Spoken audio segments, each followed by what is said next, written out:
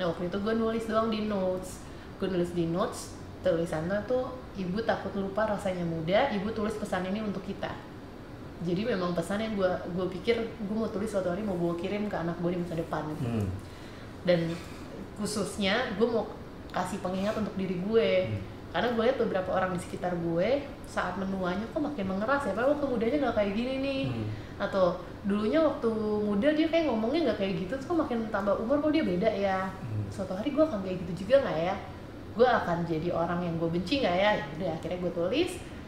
2016, 2017 berjalan, perusahaan kondisinya makin menurun, makin struggling, gue nggak punya duit, gimana ya? Sampai di momen itu gue inget gue mau ke mall, gue berusaha untuk kemanapun gue pergi gue bisa ngajak makan kakak gue, ngajak makan keluarga gue. Waktu itu gue lagi pergi makan nih ke BX, terus kayak yuk kita makan sushi gitu. Terus pas gue makan, terus kayak pas gue liat rekening gue, ya tinggal 80.000, gue bilang apa ya? Terus gue kayak balik badan menitikkan air mata. Itu gue paling kelemahan gue nggak bisa ngajak orang yang gue sayang seneng tuh, gue tuh lemah banget tuh kayak, ya kalau dia udah seneng banget lagi. Cio kayaknya enakan makan di rumah kali ya, kayak mami masak nih tadi. Udah tuh di momen itu kayak, oh gue nggak punya duit lagi nih, tinggal 80.000. Duit ya sekali dapat project 5 juta tapi 3 bulan gitu kan, maksudnya nggak mencukupi lah gitu. Dan ya udah 2017 berjalan, kondisi makin chaos. Perekonomian keluarga gue juga ikut chaos waktu itu. Ingat gak di krisis berikutnya? Krisis berikutnya kayak gue pulang tuh rumah tuh disita, rumahnya disita. Sekarang gue tau gue nggak bisa bantu, gimana ya? Perusahaan gue juga struggling. Terus gue diskusi sama Marcel, gue pikir gue tuh punya sebenarnya satu karya, tapi gue nggak pernah rilis kayaknya. Ini notesnya, gue tunjukin waktu itu ke beberapa orang terdekat gue, terus mereka kayak, loh bagus ya. Masa? Iya. Terus gue bikin rekaman hari itu. Ini judulnya Nanti Kita Cerita Tentang Hari Ini. Buku ini akan mengubah banyak hal di hidup gue. Ini akan meledak sih. Sudah gue tidur. Ide itu bikin gue gak bisa tidur sampai pagi. Akhirnya gue tidur, terus gue bilang ke kantor. Gue bilang ke Marcel, ini gue punya satu hal besar untuk gue. Gue mau ini dirilis. Gue mau perusahaan kita lanjut. Semoga ini jadi bisa berhasil lah. Sambil berjalan gue bikin Instagram, buka cerita, gue bikin sosial media. Ya udah nggak ada ekspektasi apapun, gue komunikasi setahunan. 2018 itu rilis dan ya benar, alhamdulillah berhasil. Sejak berarti gue karir dari 2008 2009, gue baru pegang duit itu 2018. 10 tahun. Gue hampir nggak ada, bener-bener ngepas. Bener-bener ngepas, dan akhirnya tuh gue bisa ngerasain duit gede yang bisa gue bayar bantu rumah, ikutan jajanin bapak gue, jajanin ibu gue tuh baru setelah NKCTH. Bisa menyenangkan lo ya. Dan ya itu ternyata kepuasan gue. Akhirnya gaji anak-anak bisa lebih stabil, bisa naik. Kan mereka kan ngasih waktunya ya, ngasih banyak hal ke perusahaan gue. Kan gue rasa bersalah ya pulang, gue bisa ngasih apa ya? Gaji ya UMR ngepas lagi. Tapi ya NKCTI ngubah banget. Ya udah akhirnya jadi film, jadi musik, kamu Petra, jadi buku, banyak gitu. Bahkan lo sempat nyanyi juga ya? Itu terjebak lah, itu karena lagi bareng-bareng ngumpul, saya udah bikin. Tapi itu jadi soundtrack Changi Airport. Gimana caranya lo bisa dipanggil sama Changi buat ngechat di sana? Enggak, gue nggak ke Changi karena pandemi, ada campaign Changi untuk orang balik lagi ke Singapura. Terus ya jodoh rezekinya ke lagu itu udah gitu. Gue penasaran sama itu satu, sama pesawat kertas. Apa sih pesawat kertas? Tadinya gue mau perahu kertas. Tapi udah ada. Nggak tahu udah itu. Ada Pirates of Caribbean. Apa ya?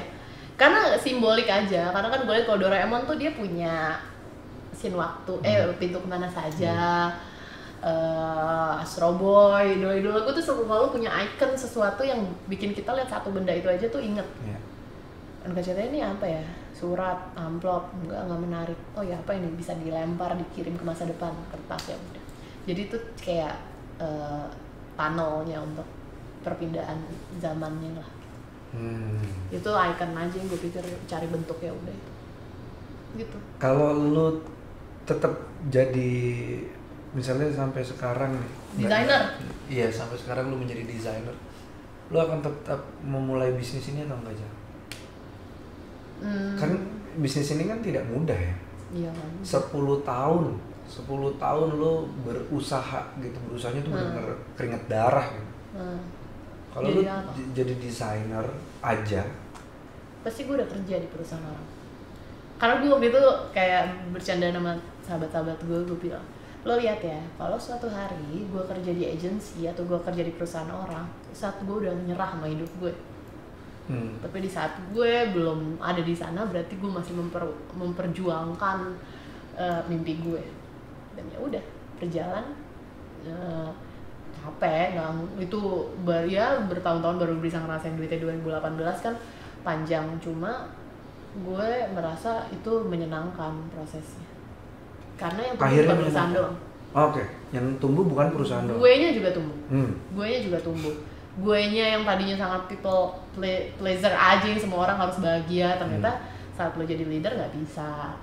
Ya beberapa hal harus dibenarkan dengan sesuatu yang lebih saklek, lebih bulat disampaikan. Nggak bisa kayak ya udah deh gue aja ngerjain, nggak enak udah nggak apa-apa lah, udah telan aja telan.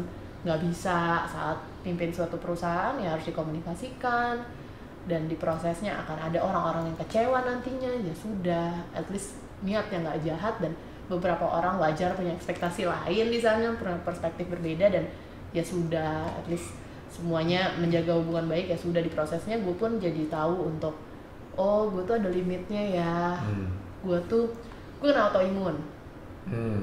Pas bikin perusahaan gue kena autoimun, psoriasis, GERD, sama hyperthyroid terakhir. Itu momen dimana akhirnya gue memutuskan untuk cuti di perusahaan gue sendiri.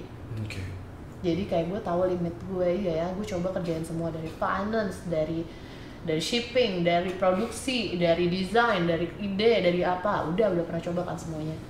Tapi ternyata badannya yang bereaksi, badannya kayak tolong gitu kan. Ya kan semua orang punya kapasitasnya, ada yang memang kuat. Oke, ternyata badan gue waktu itu stressful karena gue waktu itu sibuk menimbang semua orang. Di kantor kayak yang ini karakternya beda-beda semua kan. Terus gue berharap semuanya happy di ruangan itu. Gue mungkin udah nggak berharap di karya semua orang happy, tapi di ruangan itu at least semua orang happy lah kerja sama gue. Cuma itu stressful juga kan, kayak ya orang beda-beda aja, dia mau happy nggak happy itu pilihan aja.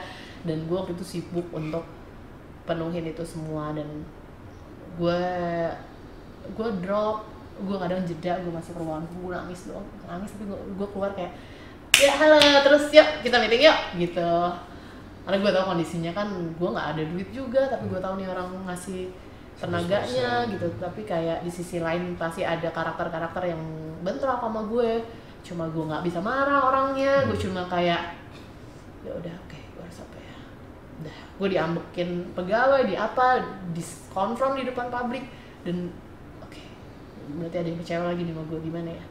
Dan ya udah gue cari bentuknya, ternyata nggak bisa begitu. Kayak Steve Jobs bilang, kalau mau bahagiain semua orang lo harus jadi tukang es krim, jangan jadi leader. Gue sudah membeli alat es krim, nggak itu poinnya.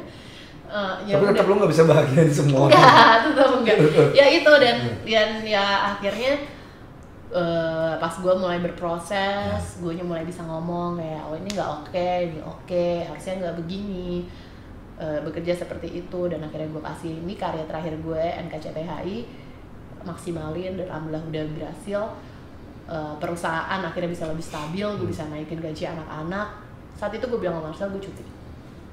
Gue merasa udah ya, cuti beneran nih. Gue cuti beneran.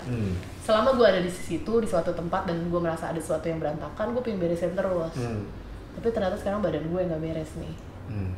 Gue udah cukup nih, gue punya saving sekian, perusahaan udah punya duit sekian nih, sampai buku KTBB waktu itu.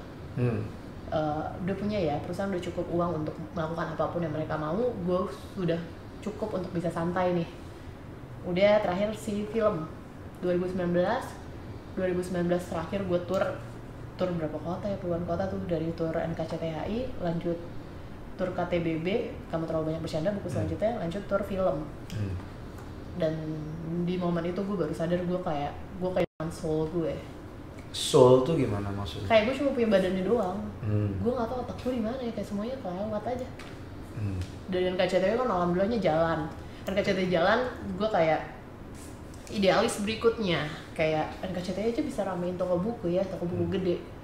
Pas gue tur nih toko buku kecil ini nggak ada kebagian nih kuenya. Akhirnya bikin KTBB khusus dijual ke toko buku kecil, nggak mau dijual toko buku besar gitu awalnya. Terus ternyata prosesnya ketemu sama Blibli, pihak-pihak yang support lainnya, dan akhirnya karyanya jadi gede lagi gitu tanpa sengaja. Dan ya udah, gue merasa udah nih ya, bekalnya sudah cukup gue titipkan ke perusahaan, dan waktunya gue kayaknya break dulu nih untuk diri gue. Ya udah 2019 tepat pandemi. Bener-bener break. Break, semua orang harus break, bukan cuma gue. Break, gila juga pas break. Stressful kan, semua orang kayak adaptasi kan. Karena otot lo kebiasaan dipacu terus. Non-stop 2008, freelancer sampai 2019. Linglung lah kayak. Udah nih. Apa mulai ngecek main? Iya. Gue ngapain ya waktu itu? Gue jadi barista. Tapi itu enggak langsung kan, bulan-bulan awal semuanya struggling lah, semua orang struggling. Dan pace-nya cepet banget. Sep, hilang. Gimana nih? Ngapain nih? Linglung, tapi kan saat itu kayak banyak penyakit-penyakit yang kita nggak akhirnya muncul semua ke permukaan. Banyak teman-teman gue pun cerita, gue tadinya nggak GERD, gue baru tahu gue ada GERD dan lain-lain. Begitu juga gue ternyata cek ya, gue ada hyperthyroid, autoimun udah tahu sebelumnya, dan beberapa penyakit yang kayak, wah gue tuh jahat ya sama diri gue sendiri ya. Kayak gue sibuk banget nih, senengin A, B, C, D, F, G, tapi gue membiarkan diri gue telan aja, udah semua telan aja. Dan psikolog gue bilang ya, saat lu membiarkan sinyal-sinyal badan lo, saklar-saklarnya perlahan akan off 1, off 2, off 3. Dan ya selama ini lo gak dengerin dia aja, lo biarin. Dan ya juga ya, gue jahat juga sama badan gue, dan itu gue cuti. Gue jahat juga sama badan gue itu mungkin gak jadi pesan yang lo tulis di pesawat kertas lo, tapi gak lo lempar ke depan, tapi lo lempar ke belakang. Gue lempar kemana ya? Tadi mana ya? Iya tapi ya gitu lah, pasti kayak gue tuh baru sadar tau gak apa? Selama gue berkarya gue mulai punya pemikiran yang lebih matang. Semuanya gue buat itu nggak ada yang untuk sekarang. Semuanya gue persiapkan untuk masa depan. Gue kirim surat untuk diri gue di masa depan, untuk kalau gue punya anak, untuk orang tua gue, untuk siapapun itu. Semuanya tuh nggak ada yang ke dalam gitu. Semuanya nggak ada yang di momen ini, bahkan semuanya persiapkan. Oke, gue harus punya karya, gue punya judul sampai 10 tahun ke depan gue semuanya merencanakan sesuatu sangat matang gitu. Setiap tahun gue punya planning, gue mau ini itu, kalau nggak kejadian ya udah, gue akan bikin ulang. Tapi gue nggak pernah kayak hari ini mau ngapain tuh gue nggak tahu. Maksudnya gue nggak pernah pakai intuisi gue. Yang lo pakai adalah ya logika gue sama perasaan gue. Gue berkarya dengan perasaan gue sama logika gue harus terus gerak, harus hidup terus, semuanya harus hidup dengan senang gitu. Nggak ada pesawat yang lo kirim ke masa lalu sama sekali, semua ke masa depan. Di KTBB sebenarnya itu tuh kayak mundur tuh. Itu rage kan isinya. Yang KTBB itu tuh tentang 10 tahun kemarahan dia, surat kemarahan dia yang nggak pernah dia bagi. Akhirnya di akhir tahun dia ngebaca satu persatu surat kemarahan itu, dia bakar. Proses dia mengetahui ya gue marah loh gue ini loh, gue itu loh gitu. Jadi kayak itu proses berdamai lah. Tapi ke belakangnya gue tuh suka kayak yang sudah lewat tuh ya udah. Ya udah tuh ya udah atau ya sudah. Ya mau gimana? Kayak iya dia ngebentuk gue betul. Cuma saat gue meratapi ya, itu cuma akan bikin diri gue tuh tenggelam di sana gitu. Tapi ya sudah, oh ya ini tuh gini ya, dia ya udah, itu ngebentuk gue sekarang ya. Ya kantor misalkan, kantor tuh ngebentuk gue jadi lebih bisa marah sekarang. Gue bisa bilang gak mau, gue gak suka, gak nyaman. ya baik dan buruknya kan pasti kadang efeknya kadang berlebihan nih gue reaksinya, tapi kan oh iya gue tahu itu pernah ada, itu bukan apa yang ada di masa lalu nih sekarang. Cuma paling yang gue pelajari adalah gue hidup untuk hari ini. Itu yang gue nggak punya. Jadi lu nggak punya sampai sekarang? Kemarin waktu pandemi. Waktu pandemi itu gue nggak punya itu. Semua karya gue yang gue baru sadari, semuanya itu mesin waktu. Generasi itu balik ke tahun 90-an. Yeah. Yang kedua tuh balik. NKCTI itu maju ke 2025. KTBB itu mundur ke 2008. Nggak ada karya gue exact moment gitu, nggak ada. Semuanya tuh entah ngomongin masa lalu, masa depan udah. Dan begitu juga gue ternyata begitu, kayak gue nggak pernah kayak bangun gue cuma pingin nggak ngapa-ngapain, ya udah nggak gue lakukan, kerja aja harus penuhin nih, harus gaji pegawai, harus apa gitu. Secapek itu kan punya perusahaan sendiri? Lumayan lah, nggak secapek para pahlawan yang perang dulu pasti ya. Itu ngep gitu, lari. Iya, makanya kan capek ya. Kalau gue dengar hidup orang lain capeknya juga macam-macam kan. Cuma yang gue sadari kayaknya kan semakin gue tambah umur gue makin kenal diri gue. Gue tuh melakukan banyak hal tuh pakai hati. Pakai hati, semuanya tuh keputusan pakai hati. Sedangkan itu tidak bisa dilakukan di perusahaan. Jadinya gue kan harus pura-pura jadi orang lain kan di sana. Ya bukan, maksud gue mungkin bukan pura-pura ya, emang gue harus berusaha ya, gue harus yeah. berusaha menjadi gitu. Sedangkan mungkin by nature gue lahir tuh ya perempuan perasa yang ya udah gitu, gue bisa berkorban apa di sini nih, selalu tentang pengorbanan aja. Pas gue jadi leader di suatu ruang, gue nggak bisa kayak gitu, dan gue harus 2 kali lipat lebih usaha daripada mungkin orang yang terlahir untuk jadi pemimpin ya. Kayak orang yang memang dia punya sikap gitu ya hidupnya. Nah gue tuh harus melepaskan gue yang natural itu, ditaruh dulu ya di sini, gue mengambil peran yang berbeda, dan itu melelahkan buat gue. Dan gue memilih tidak menjadi itu. Gue memilih untuk ya bisa kok, gue bisa, gue pernah nyoba bisa, cuma gue nggak mau. Gue mau ngambil peran yang gue mau jalanin ini 10, 20, 30, 50 tahun lagi nggak melukai diri gue. Itu yang gue ambil sekarang. Lu ada kepikiran enakan jadi karyawan lu kayaknya deh gue. Ada pikiran kayak gitu nggak? Gue ya kan kita ngetes lah banyak hal, personality test, kita cek diri kita kayak gimana. Apalagi tuh yang aplikasi yang ada orang jadi generator, ada yang jadi apa jadi apa gitu. Human design system. Human design dan lain-lain. Ya ternyata memang gue bukan orang yang tercipta untuk berada dalam suatu sistem yang ketat. Seniman sekali loh gue. Seniman, cuma gue punya jiwa untuk menggerakkan suatu hal gitu. Jadi ya gue nggak jadi karyawan, kayak gue stressful, punya rutinitas, karena gue dalam minggu ini gue pengen bikin es krim aja, gue minggu depan gue pengen baking kue, gue minggu depan pengen kerja terus nih, non stop ya kerja gitu. Cara kerja otak gue tuh kayaknya bukan untuk sistem. Jadi kenapa gue prefer bikin sistem sendiri untuk perusahaan gue? Karena itu lebih suit you well. Kayak permainan buat gue. Jadi main aja kayak main, walaupun kerja ya main. Tapi kemewahan yang lu punya itu kan nggak dipunyain sama banyak orang ya. Iya. Skala happiness tuh 10-100 sekarang ini di kondisi yang sudah mulai membaik ini? Gue tuh nggak percaya happy banget lagi. Itu terlalu menyeramkan buat gue. Dari kecil gue setiap gue habis senang banget.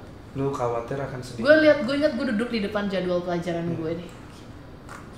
Gue ambil Johnson, hari ini seneng lagi, besok apa ya?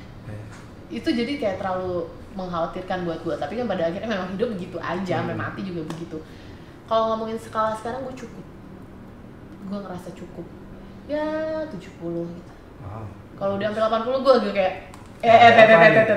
gitu. Tapi masa lu nggak bisa membiarkan diri lu bahagia? Iya, yang bisa. Gitu bisa. Tapi tidak menenggelamkan diri gue sebahagia segitunya. Dalam perasaan apapun lu nggak mau tenggelam. Berusahanya gitu. Ya pasti manusia banget gue, pasti naik turun, senang banget. Gue bahkan punya kurva mood gue dalam tahun ini gitu. Gue bisa lihat, oh ya gue cukup nih, senang banget nih bulan ini gue 3-4 kali lah, 7 kali ya, udah berlebihan lah nih. Ya ya gue diajarin untuk menjadi bandul aja sih, untuk bisa balik lagi stabil, karena sedih banget juga capek, tapi pasti akan ada titik itu. Senang banget, menyenangkan, cuma seberapa butuhnya sih kita hormon senang itu sebanyak apa sih? Kayak ya cukup aja lah.